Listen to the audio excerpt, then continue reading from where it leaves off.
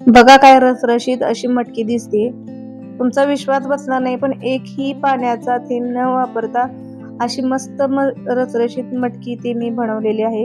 ही मटकीची उसळ खरं तर आपल्या महाराष्ट्रातल्या प्रत्येक घरामध्ये बनवली जाते आणि तितक्याच आवडीने खाल्ली जाते. पण प्रत्येक वेळेला थोड्याफार प्रमाणात इन्ग्रेडियंट्स कमी जास्त होतात आणि बनवण्याची पद्धत प्रत्येक ठिकाणी थोड्याफार प्रमाणात बदलते. त्यामुळेच ही मटकीची उसळ अगदी वेगवेगळ्या ठिकाणी वेगवेगळ्या चवीची आपल्याला खायला मिळते. तर आज आपण अशीच वेगळ्या चवीची मस्त चमचमीत मटकीची आपण उसळ बनवायला घेऊया. पण त्यापूर्वी भाग्यश्री रेसिपी आपल्या चॅनलवरती तुमचं खूप खूप स्वागत. बघा इथे काय मस्त असे मटकीला मोड आलेले आहेत. तर काल सकाळी ही मटकी जी आहे ती मी भिजत घातलेली होती. रात्री झोपण्यापूर्वी त्यातलं सगळं एक्स्ट्राचं पाणी काढून एका सुती कपड्यामध्ये मटकी जी आहे ती घट्ट अशी बांधून ठेवली आणि सकाळी उठल्यानंतर तुम्ही बघू शकता काय मस्त असे याला मोड आलेले आहेत. आता आपण याची उसळ बनवायला सुरुवात करूया. तर मटकी बनवण्यासाठी सुरुवातीला इथे आपण गॅस ऑन करून कढई गरम करून घेऊया. तर कढई इथे मी गरम करण्यासाठी ठेवलेली आहे. कढई आपली गरम झाल्यानंतर यामध्ये आपण छोट्या पळीने 3 पळी एवढं तेल घालून घेणार आहोत.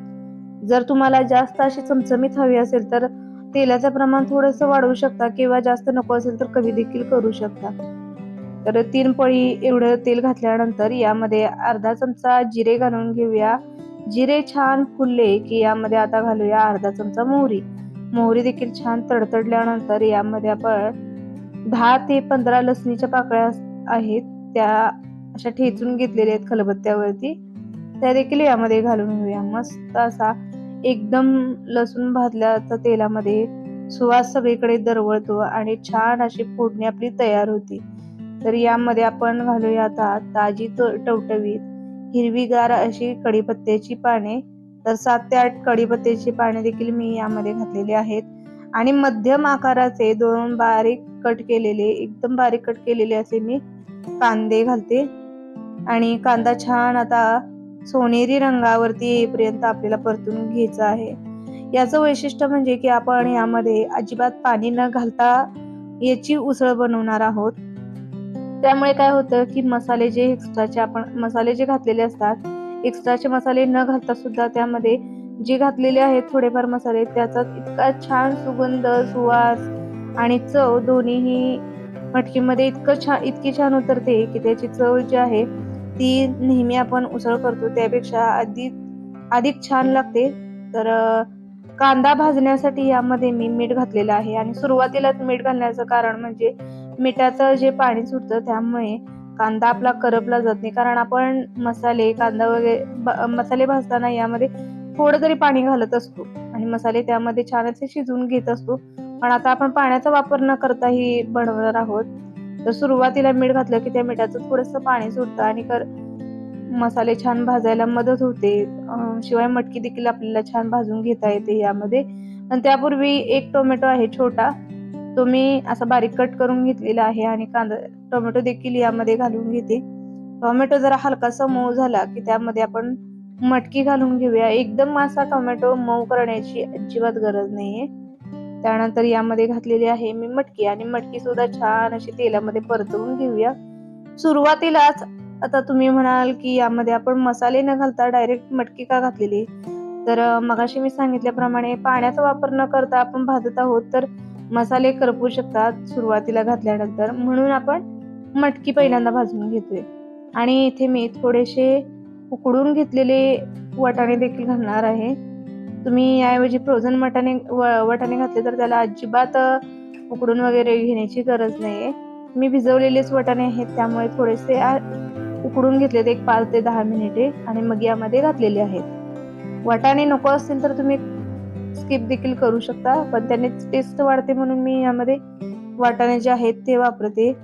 आणि मटकी एक साधारण 2 ते 3 मिनिटे भाजल्यानंतर यावरती मी झाकण ठेवलेलं होतं आणि झाकण लावून 1-2 मिनिटे, जास्त वेळ नाही पण 1-2 मिनिटे वाफलवून घेतली आणि झाकण काढल्यानंतर तुम्ही बघू शकता अजिबात खालून करपलेली नाहीये मटकी आपली. आणि आता मटकी तेलावरती छान परतवून घेतल्यानंतर यामध्ये आपण चटणी घालून घेऊया, म्हणजेच कांदा लसूण मसाला. याऐवजी तुम्ही लाल तिखट देखील वापरू शकता.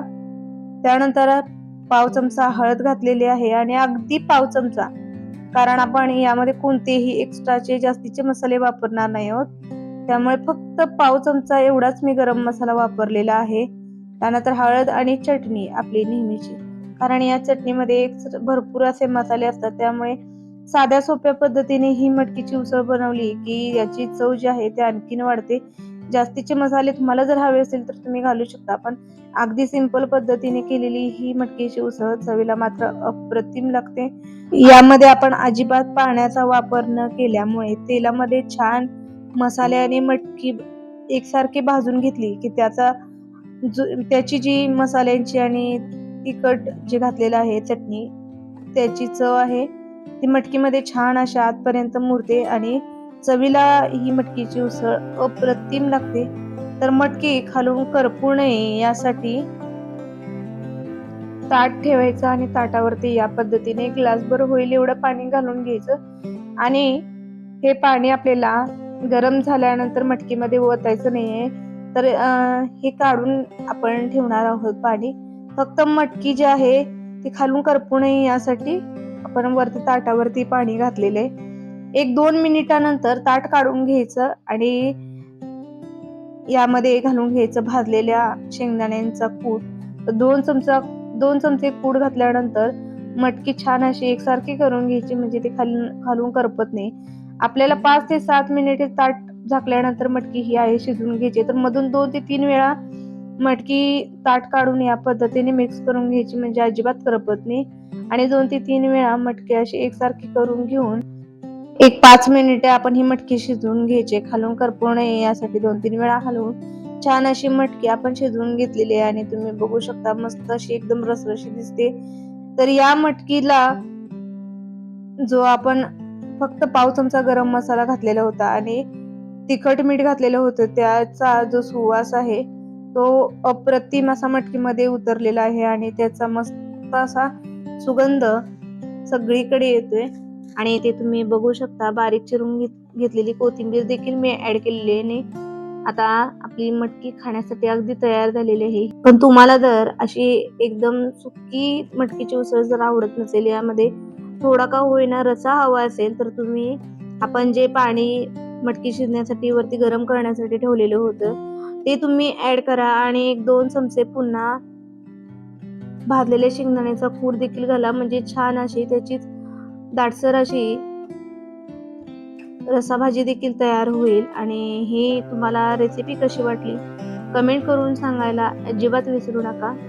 जर आपली ही रेसिपी तुम्हाला आवडली असेल तर अशा छान रेसिपीज पाहण्यासाठी भाग्यश्री रेसिपीज या आपल्या चॅनलला सबस्क्राईब करा. जास्तीत जास्त मैत्रिणींमध्ये आपला हा व्हिडिओ शेअर करा आणि बेल आयकॉनला देखील प्रेस करा, म्हणजेच नवीन व्हिडिओचं नोटिफिकेशन तुम्हाला लगेच मिळेल.